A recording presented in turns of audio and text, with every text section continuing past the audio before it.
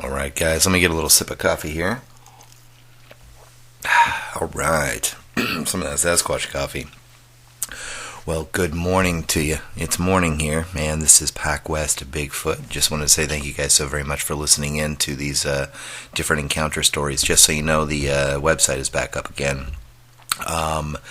And thank you for all of you guys being there and snapping the server like that. It's awesome. Actually, I am including some other encounter stories from other people. They have some little short stories in there of their encounters. I'm starting to add those in slowly. So those of you who have sent me those, I am adding those in. Some of you have wanted me to create, put together your kind of encounter into and infuse into that kind of storytelling kind of thing. So you know what we do here. So I'm going to be doing that as well. So give me just a little bit of time to do that. Other than that, I wanted to also say that the 20th, I'll be giving away a Patty mug, a mug with the Patty Bigfoot on it, given to me from the JRG group, or William Jebning group. And just to let you know, the winner is Albina. You have won, and I will be requesting your address here soon so I can ship that off on the 20th for you. Okay, so with that, let's get into this week's encounter story. And every few seconds or minutes or so, I will actually stop to take a little sip. Guys, like I said, I don't mind clearing my throat here. Don't mind taking some sips of that awesome Sasquatch coffee. We're just kicked back. We're relaxed. We're sitting by a campfire together, okay? All right. So, hunter gets deer stolen by Bigfoot in Hobart Bay, Alaska. I had my deer, my kill, stolen by a beast I did not even notice was literally 50 to 60 yards away from me while hunting outside of Hobart Bay, Alaska. I am born and raised in Oregon, Salem to be exact. I am an avid hunter, an outdoorsman, if you will. What I saw that day blew me away, and it changed my life for good in some ways. Here's my encounter story. Sitka blacktail deer. As I stated above, I am a business owner in Oregon, Salem, Oregon, where I was born and raised. It is not often that I share this encounter because I do not want to ruin my business, but I figured if my name is kept out of it, I could share it with you guys. I love to hunt and fish. Bear, elk, cougar, pronghorn in eastern Oregon, you name it, I love to hunt and fish. As a matter of fact, up until that day, or event in my life, I had hunted all over the United States. Alaska was the next destination. I am telling you, I could have had my own Netflix show like that meat eater guy. It was a year of overpopulation back in the mid-90s when my friend called me to inform me that there was going to be an extra out-of-state tags given for hunting Sitka black-tailed deer. Apparently there was a population explosion and it was becoming a nuisance to the locals throughout the southern part of Alaska. So with that good news and cheaper tags, I was in. I was going to visit my friend for 4 to 5 days for a 4 to 5 day hunt around Hobart Bay, Alaska that year. My favorite thing to hunt is deer. I know for some it seems like the most boring, as it is not as dangerous as a mountain lion or a bear. Personally, I like deer because they really are hard to hunt, especially as a bow hunter. I have to get closer, which means the bow hunter has to be stealthier. I would fly into Alaska, where my buddy Jack would pick me up and would stay at his cabin just on the outskirts of a little old sleepy logging town called Hobart Bay. Personally, today I think the main industry of that town is tourism, as I believe the logging industry has been closed down. Fishing, hunting, hiking, basically just all the outdoor sports and recreation you can think of is available there. I still go back there, even after seeing this animal I never really believed exist come out of the brush and steal my kill that day. But let me tell you everything that happened and exactly what I saw and experienced that day. The cabin life for me. Jack's cabin was a 2-bedroom, 1 large living room, and open kitchen log cabin. To tell you the truth, it was a little swanky for a hunter who lived in the wilds of Alaska. Then again, Jack was married, and his wife liked the swanky feel. They were both actually early retirees from Idaho originally. They hit the jackpot with some work-at-home-based business they had for 12 years, and still to this day collect a very large monthly income from it. But in the end, Jack and his wife loved the country life, and that is the one thing they always wanted to do: to live in Alaska in a cabin once their son and daughter were off to college. I loved it here too, or there. The hunting trip was the first of many I would go on with Jack, and that second bedroom would become a second home for me over time. Just so you know, I did marry myself, but she passed away before our 10th anniversary from cancer.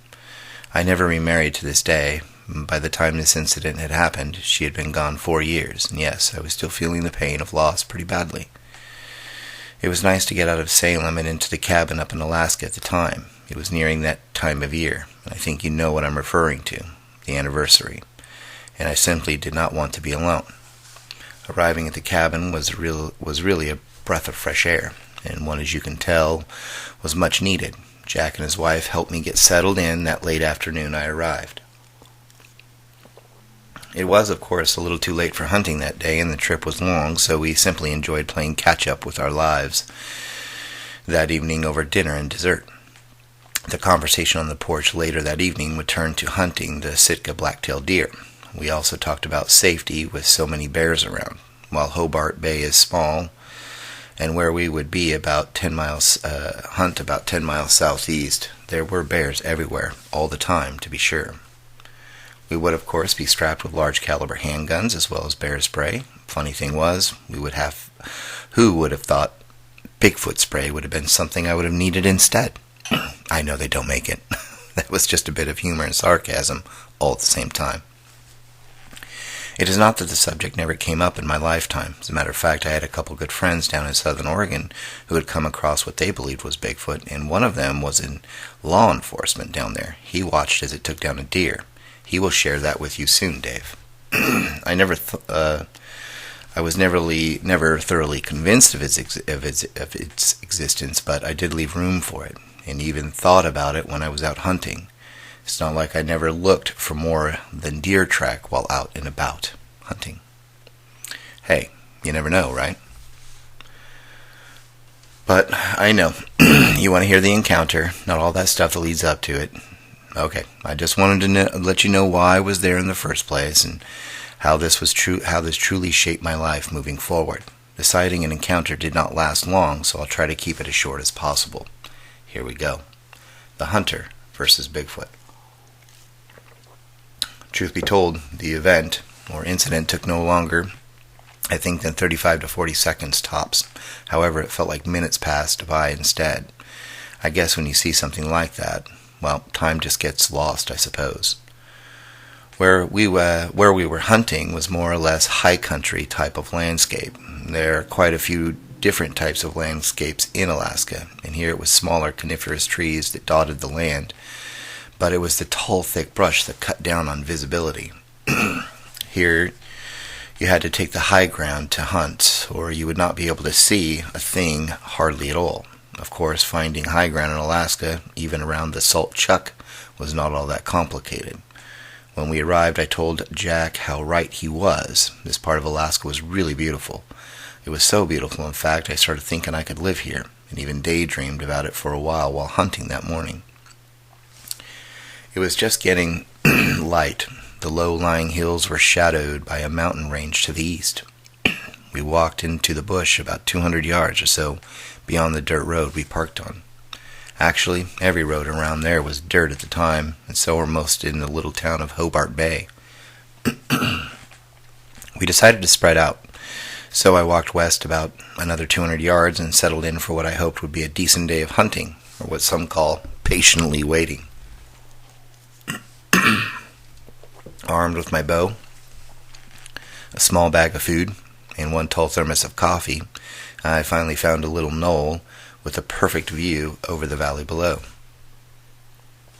Looking around, there were a ton of deer sign, so the prospects were great, I thought. At one point, I believe I saw some bear tracks on the way in, but things were still damp from the rain earlier that morning, so I could not be sure. They were fresh tracks, so I would keep myself aware. Poured a cup of coffee, got settled in near a little rocky outcropping, and then took out my binoculars to get a better lay of the land below. There was a light fog through the small valley below, but nothing that was hindering my view within the range of my bow. Impressions. Nothing. I saw and heard nothing but the birds chirping for 2 hours. Twice I had to relieve myself of the coffee I was drinking, and usually as a hunter, you would just let it go without moving much. However, because there was nothing moving around apparently, I decided to jump over to a nearby tree real quick to relieve myself. Impressions. Again. I was peeing when I noticed more of those large bear impressions about 3 to 4 feet to the right of me near the trees. They were long, wide, and because of the heavy rain later in the night or early that morning, I had a feeling that it came through here not even an hour or two ago. With that revelation, I decided to radio over to Jack and at least let him know. Better to be safe than sorry, I suppose. The impressions led from south to north, basically over the edge of the knoll I was on and down into the small valley below. I guess we were not the only hunter-predators out there that morning. I got back to my spot, and that is when Jack radioed me back telling me he had not seen a thing all morning either and wanted to know if I wanted to move down the road about 3 miles. He said there was a nice little ravine almost overlooking the same valley below, only a better view as the ravine was higher, and the game trails were plenty. Of course, game trails was the magic phrase for me. I did it. 20 minutes later, we were pulling over and packing our hunting equipment to a new spot. We are patient hunters, trust me, but when it is just dead with no movement around, it's time to move. We were there to hunt, not drink coffee and eat sandwiches all day. There was another but large rocky outcropping in one section of the ridge. This one stretched for about 30 to 40 yards, so he took one side, I took the other. I would keep my line of sight in area in northwest, he would face to northeast. And from time to time, we agreed to take a look dead center. This area had taller trees, more of them, a thicker brush. However, the brush was not as tall, so seeing something moving through would be easier. However, what I was about to see, well, I wish sometimes I could unsee it. But then again, other times I'm feeling rather lucky to have witnessed such a creature. We sat there for a few, and eventually Jack stood up, looked at me, and said he was going to walk down a little further. He decided to walk about 40, 50 yards to the south, just a bit, just out of sight, through the trees. Bigfoot took my deer.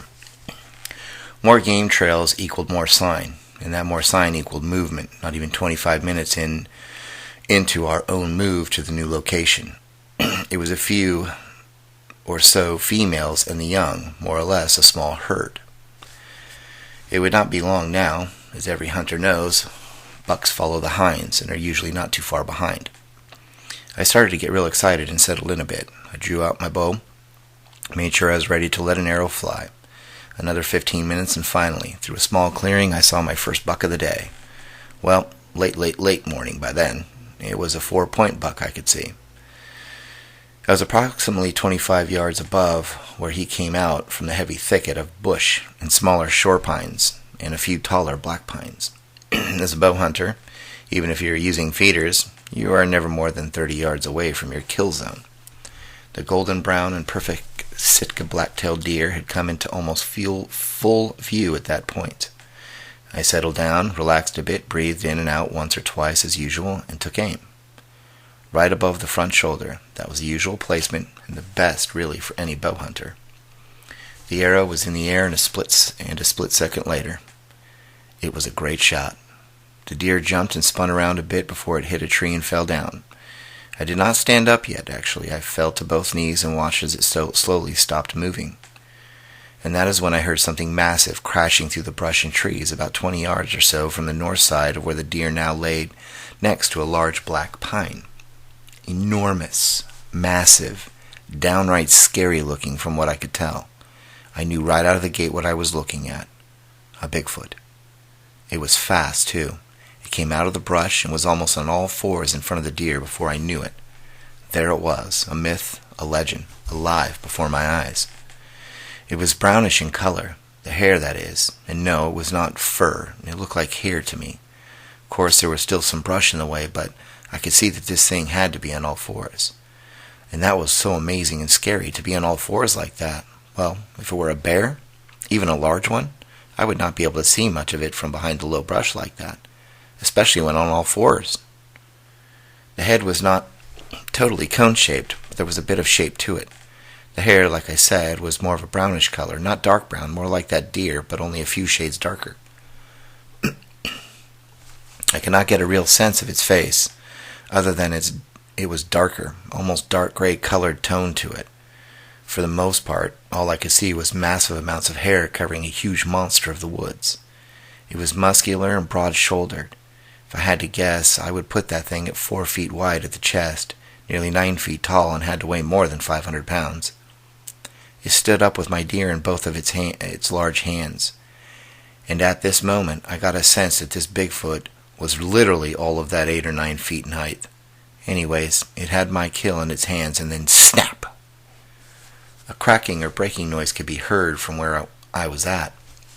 I watched as the creature literally and practically ripped the head off my deer as easy as you and I would, twisting off a beer cap. Next, it looked back the way it had come and made a sort of whistle sound. What freaked me out at that point was the fact that there came a whistle back. There were more than one of these things. It looked around, even in my direction for a moment, but I was well covered and still and quiet as a church mouse. I looked back to where the other whistle came from. It looked back to where the other whistle came from, tossed the deer of its shoulder with one arm, and with the largest strides I'd ever seen, disappeared into the thick brush and trees.